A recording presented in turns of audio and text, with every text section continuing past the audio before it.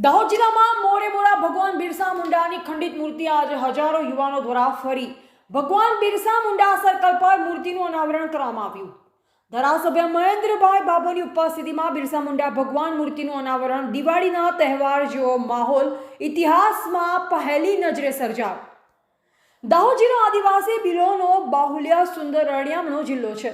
દાહોદ જિલ્લા મથકે વીતેલા દિવસો પહેલા ભગવાન બિરસા મુંડાની મૂર્તિ લેભાગુ તત્વોએ ખંડિત કરી હતી। તે જ જગ્યાએ આજે ફરી ભિલોના ભગવાન અને ક્રાંતિકારી ભગવાન બિરસા મુંડાની મૂર્તિનું અનાવરણ હજારો યુવાનો સામાજિક સંગઠનો દ્વારા હર્ષોલ્લાસથી ભગવાન બિરસા મુંડા મૂર્તિનું પૂજા વિધિ કરી સ્થાપના કરવામાં આવી।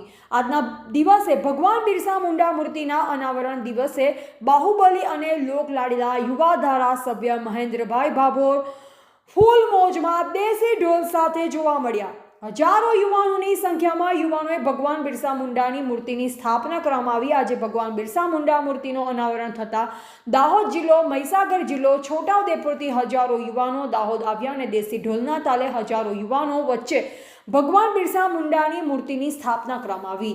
ભગવાન બિરસા મુંડાના મૂર્તિ અનાવરણમાં દાહોદ જિલ્લા પોલીસનો શાનદાર બંદોબસ્ત રહ્યો। રિપોર્ટર રમેશ દામા, દાહોદ જિલ્લા bureau chief, JB Gujarat news channel.